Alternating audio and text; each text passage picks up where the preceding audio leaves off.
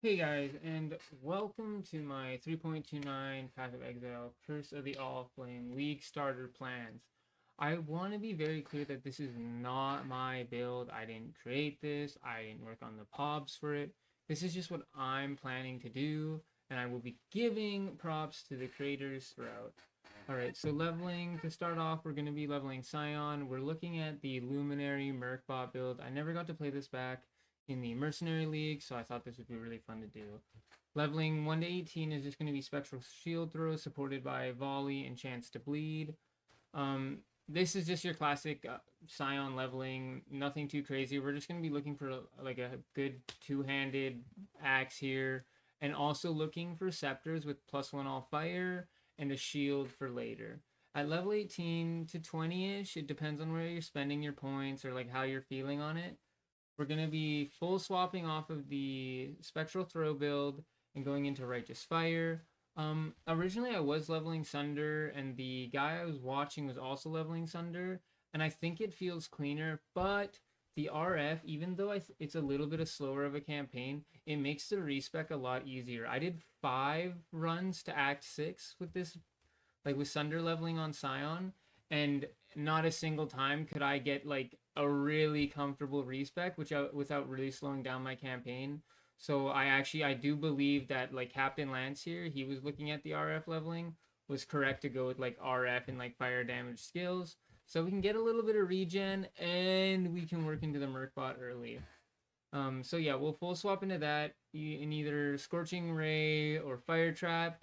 Everything I've looked up, it looks like Lance and what's this guy's name? Nerotox, this guy here. He's the other guy I've been watching.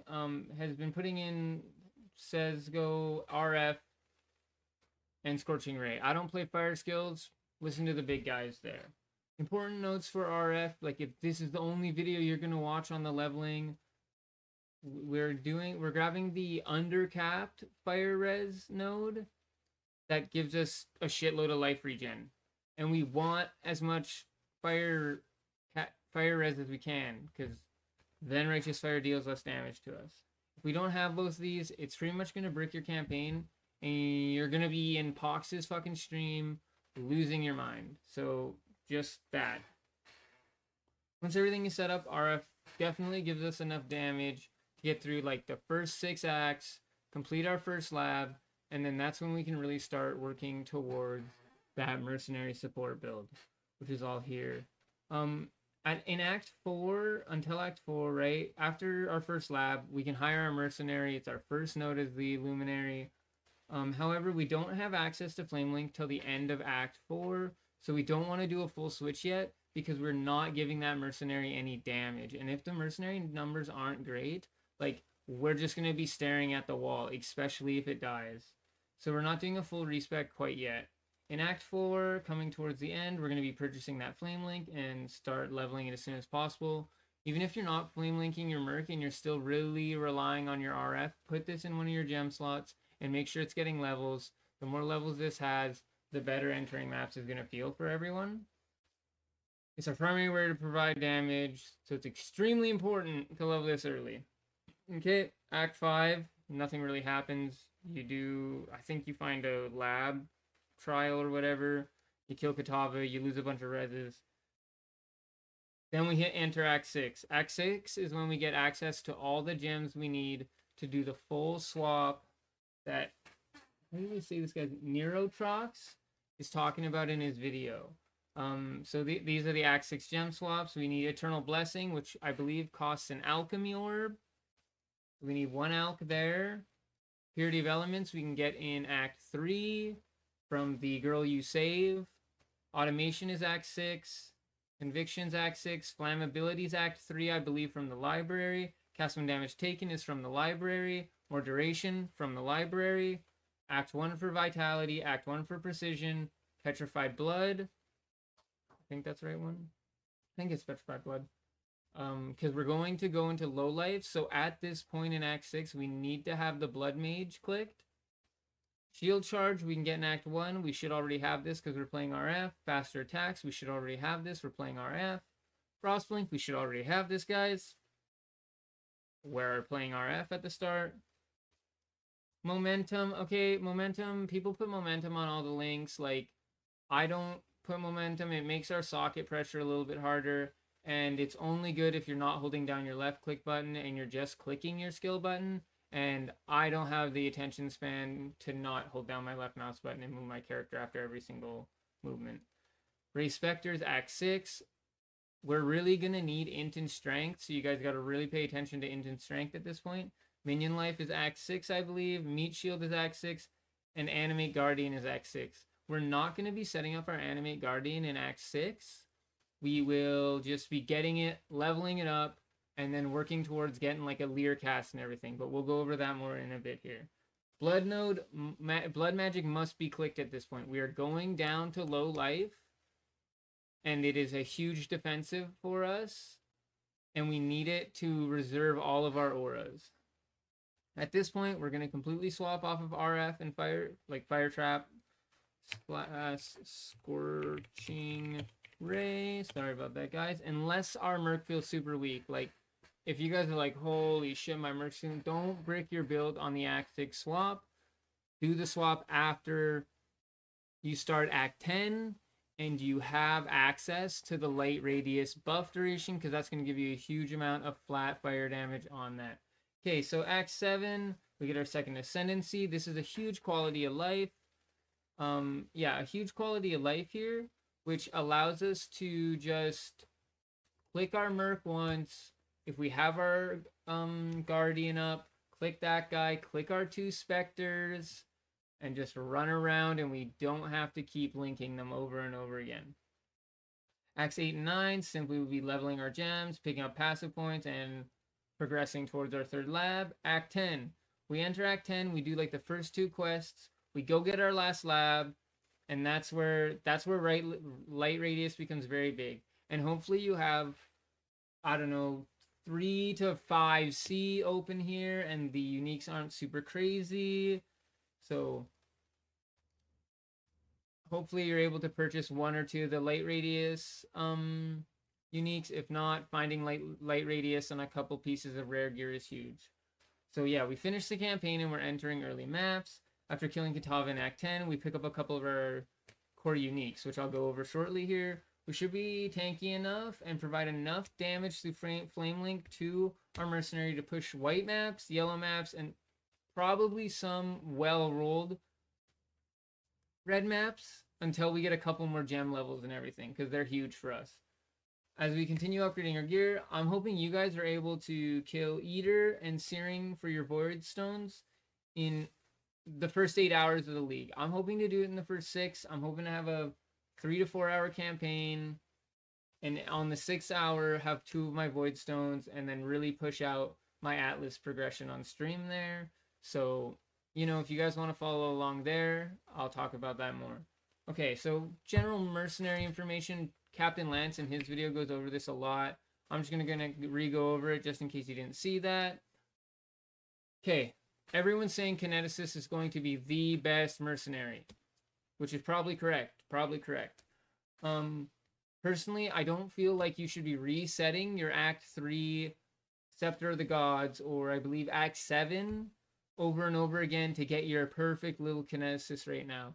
You can do that after you've beaten the campaign, reset a couple times, get the Kineticist you want. There are a lot of good mercenaries that'll do enough for us in the campaign and even early maps. Like red maps is where I'm starting to think like that's where I want to be set up with a very strong Kineticist or whatever the world discovers to be the best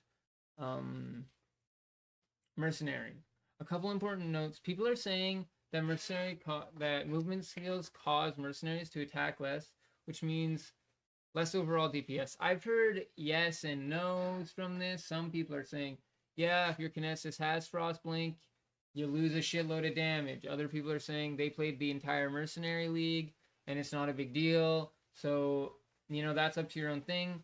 Big thing you got to avoid, anything that stops our elemental damage or fire damage. We're giving a shitload of flat fire off of Flame Link and scaling off our life and the light radius that we're getting.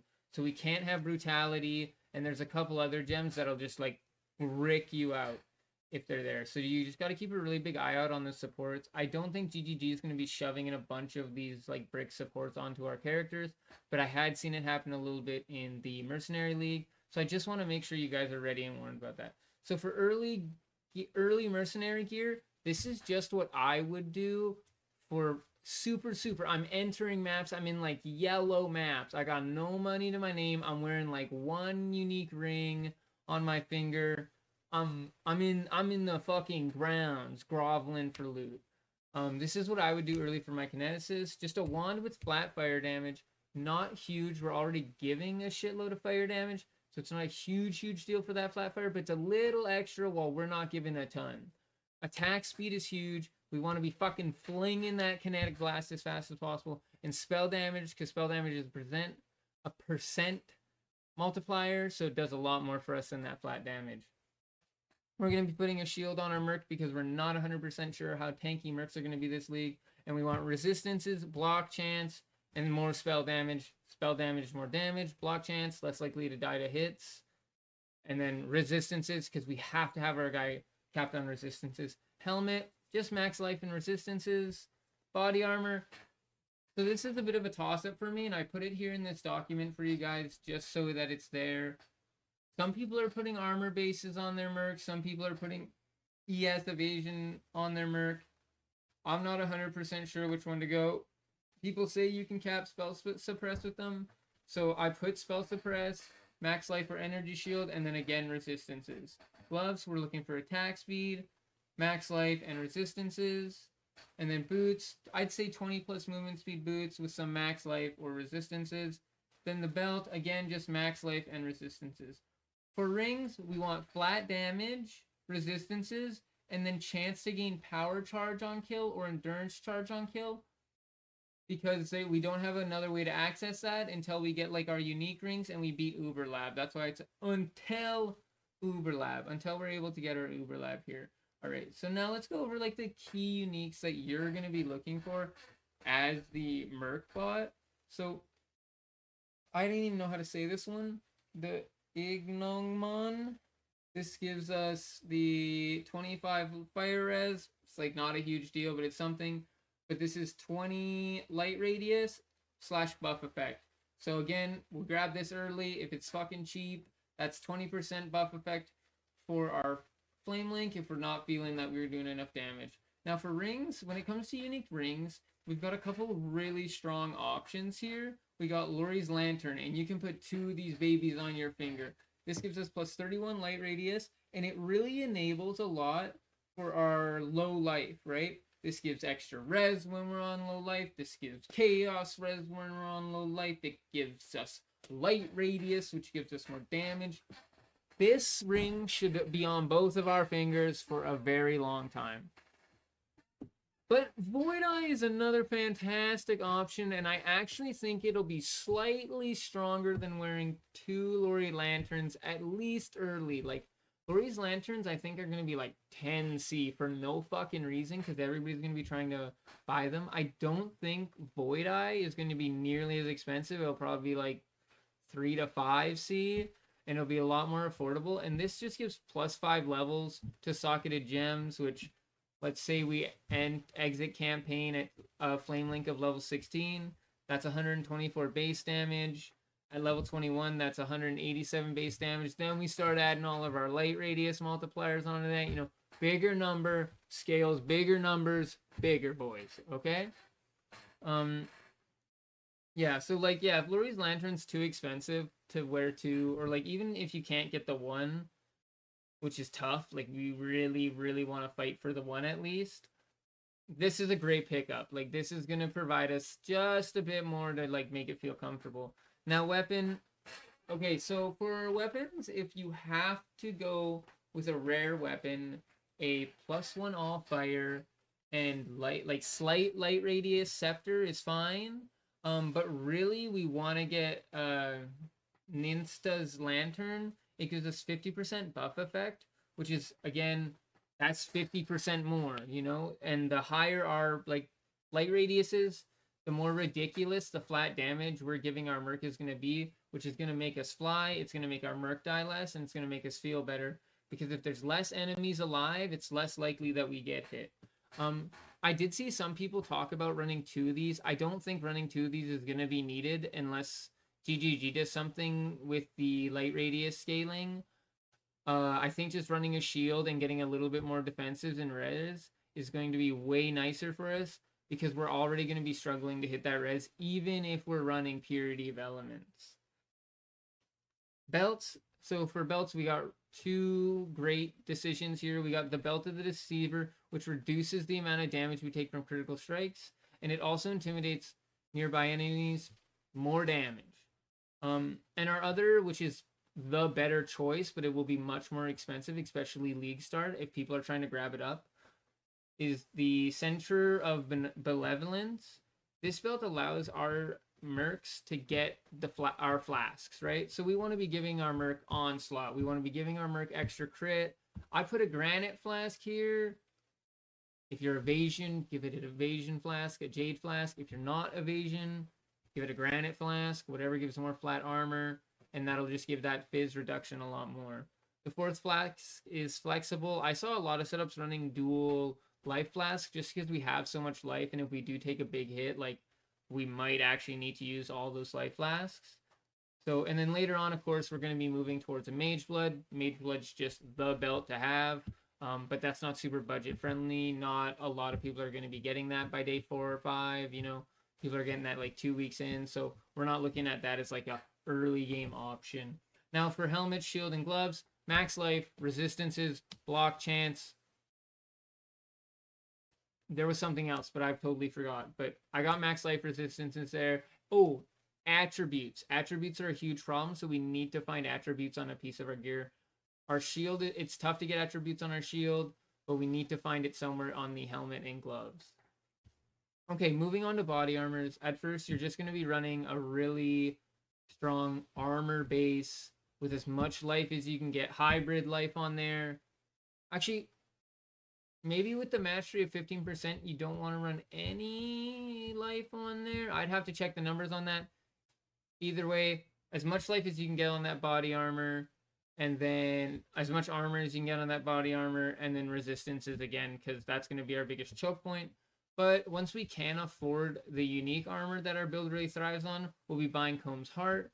All this armor does is give us 1,000 HP, but because we're clicking every single life node on the tree that we can find, this actually bumps it up to giving us about 3,000 HP, which, when it comes down to our little flame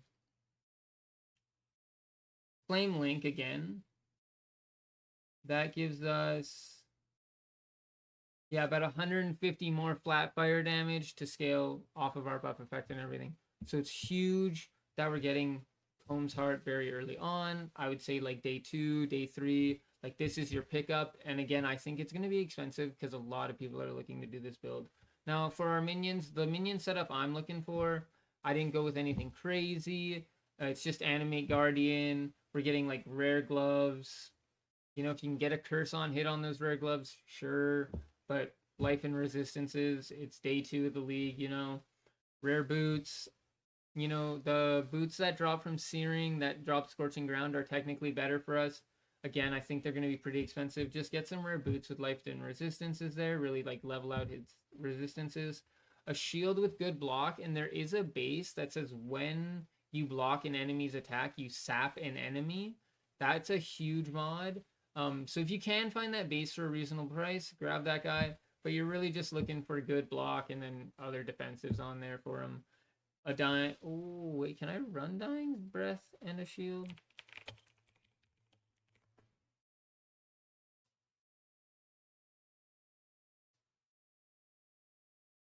Okay, so I'll put here slash Dying's Breath because this is two-handed. So Dying's Breath and Lyricane. So I'll probably drop the shield for the first bit and just go Dying Breath, Lyricane. It's just free damage for us. And then for Spectres, I'm just going to grab the Carnage Chiefs from Act 2. Grab those guys. 3 Frenzy charges early on. That's why we're trying to get Power Charge on kill on those rings for our Mercenary early. And then we'll figure that out when we get there. And I think that's enough information to get you guys to the first day of the league. I hope you guys enjoyed the video. If you did, Make sure to leave a like and subscribe. If you'd like to see more content like this, like let me know. I'm gonna be doing day 1, day 2, and I'll try and do a day 3 update, but I do have work at that time, so I might not be able to make that one. I have to give a huge thanks to Captain Lance and Nerotox 813, I believe it is. Well, Nerotox here it says now. Guides, they helped me a lot put this together, and like I said, I'm gonna link their videos below. Their POBs are there. It's what I'm looking at and I'm following. I don't want to take credit for their work on those POBs.